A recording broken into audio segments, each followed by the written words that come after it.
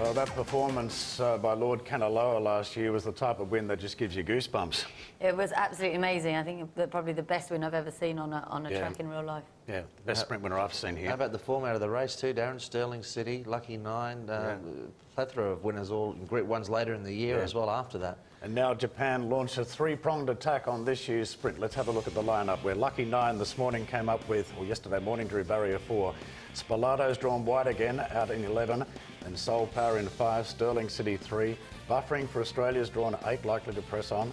And Gordon Lord Byron drawn low. Snow Dragon drawn out in 10. And Penophobia 6, Aero Velocity 7, Smart Volatility wide, then Flagship Shine Golden Harvest. And the other two Japanese runners, Straight Girl has drawn 13, the mare, and the other mare, Little Gerda, has drawn pole position.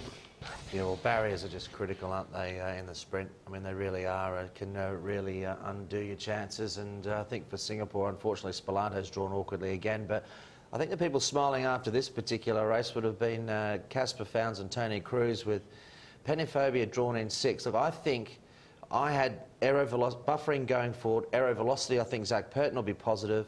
I can't see Brett Preble giving away sort of the one-out, one-back position on Lucky 9.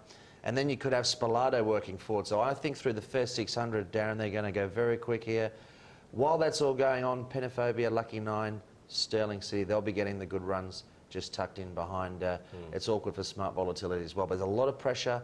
And I spoke to Robert Heathcote yesterday. They were happy enough with 8.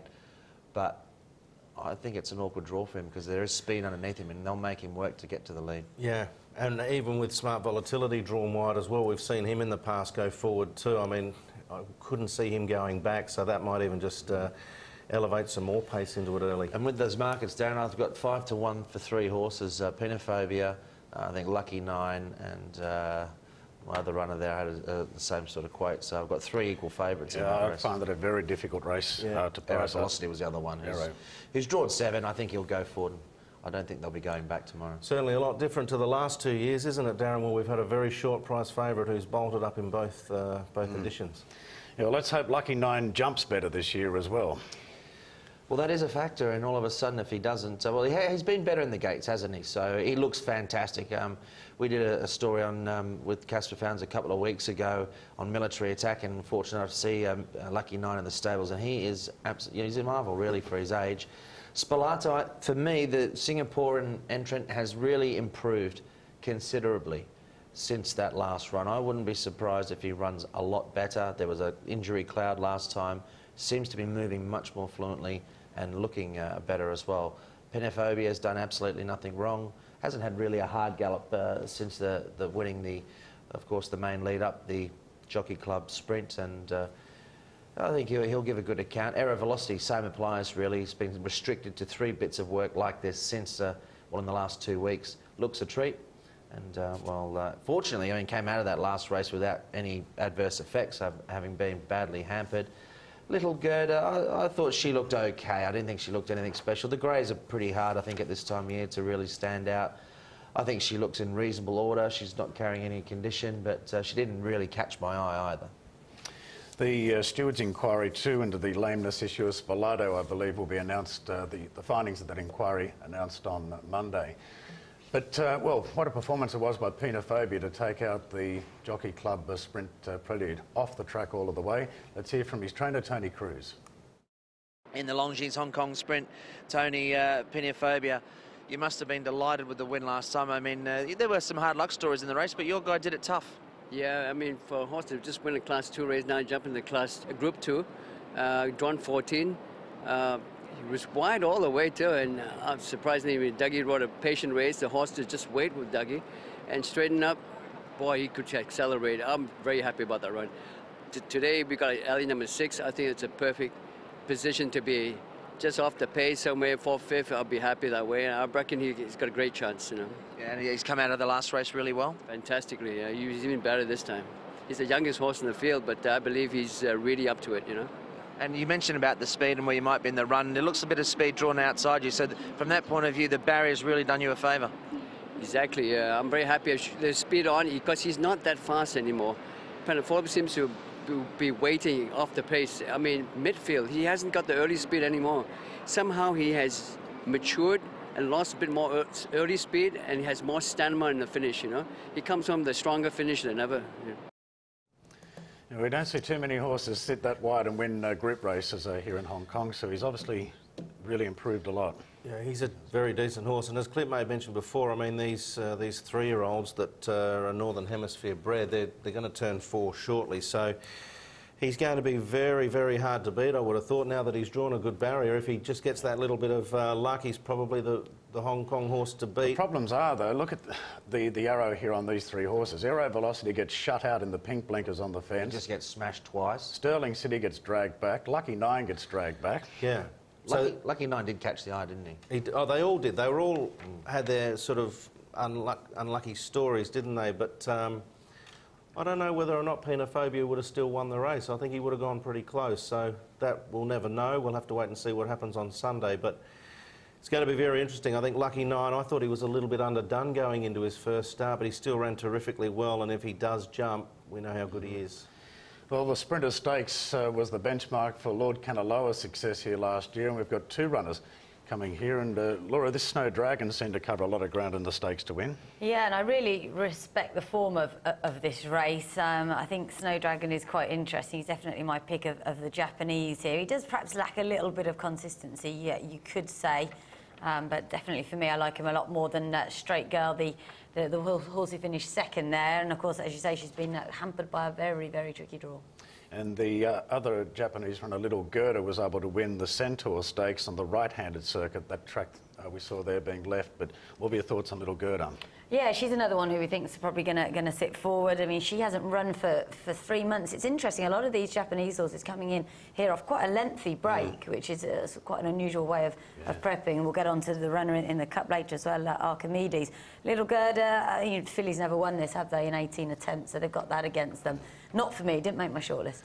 Well, Buffering's been a great sprinter down in Australia, but there has been a bit of a setback since his arrival. And Clint caught up with trainer Robert Heathcote. With Robert Heathcote, trainer of Buffering, happy with the draw? Yeah, I am, Clint. I was asked prior to the draw what I would like, and I said 4 to 7, so I'll compromise and take 8. I mean, it could have been worse. Been a little hiccup during the week, obviously, with your preparation, but overall, how's he going? Love your optimism. A little hiccup on Tuesday morning. I was about to get on a plane and go home, jump off the nearest bridge, but extraordinary, to be honest, Clint, because he couldn't walk on Tuesday morning, and here we are Thursday morning, and he worked lovely this morning without a misstep at all, so really quite fortunate. Obviously, there's a bit of pace drawn underneath you, but I mean, he's pretty sort of self-explanatory how he likes to race, so, you've got to be going in there with a bit of confidence. Yeah, we are. I mean, I think certainly on ratings and form, if he was to reproduce any of his last 3 runs, he's going to be right in the mix. And we know the way he races. He's not the fastest horse out the gates, but his first 50 metres, once he mustered, he gets going at a very, very high cruising speed. So you're right, there's some speed inside of us, but Buffering has the speed to cross. I think one of the fastest horses I've seen out the gates for a while is Lankan Rupee, and we nearly crossed him in the Manikato. No, well, nearly got in front of him in the Manikato, but I expect to see us up there in the first couple, whatever happens. Yeah, those two had some good duels this season up there on the speed, but it's got to be a concern with the knowledge of that foot issue they've had during the week.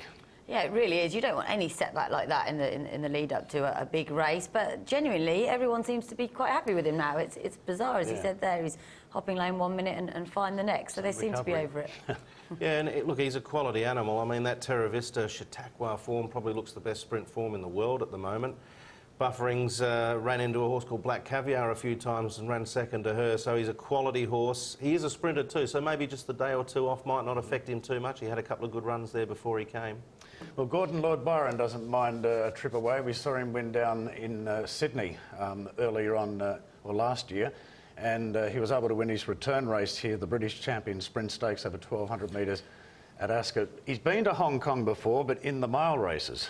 Yeah, this will be his first attempt at the sprint. How do you see him taking on the sprint? Well, I spoke to his trainer about it, Tom Hogan. He said basically they looked at both races and decided that they were going to finish 4th in the mile at best, and they could win the sprint. The horse is remarkable for how versatile he is. He's also very adaptable tactics-wise, and I wonder if they might make use of his stamina and have him fairly handy. In the end, after changing my mind 3 times, I think I went for him.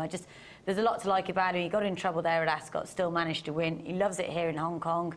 He's got the talent. Why not? Well, there was only a length or so between him and Buffering in the TJ Smith in Australia as well. So if you like Buffering, I think you've got to give Gordon Lord Byron a chance, and the way he's going at the moment, the sprint certainly looks the better option. Yes, a logical decision to sidestep Able Friend. We'll be getting onto the mile 2 in just a moment, but what's your tip for the race, Laura? For me, Gordon Lord Byron, I think. I keep changing my mind, but yeah, going with the Irish. I'm going to go with Penophobia. I really like Smart Volatility, but he's drawn off the track, so that makes it tough for him. Prior to Lord Kanaloa's domination, Hong Kong had really dominated the sprint, so I think we'll be back to winning it, and I think Penophobia might be the horse to do it. Yeah, for me, I thought that Aero Velocity's done very little wrong, and I think he would have won the lead-up had he got a clear run in that race and won it well. The other thing I like about Aero Velocity, tactically versatile. He can go forward, he can go back, he can slot in. So with Zach Purton on, a pretty good gate, I think he's the one I'd like to be on Aero Velocity. I'm going to go with Lucky 9. I think at the end he might be the quality when it gets down to it. As long as he jumps, gets the right spot, and if he performs like he did in Singapore, he'll be pretty hard to beat. Anyhow, we'll go to a short break now, and we're going to come back and see, are there any dangers to Able Friend in the mile?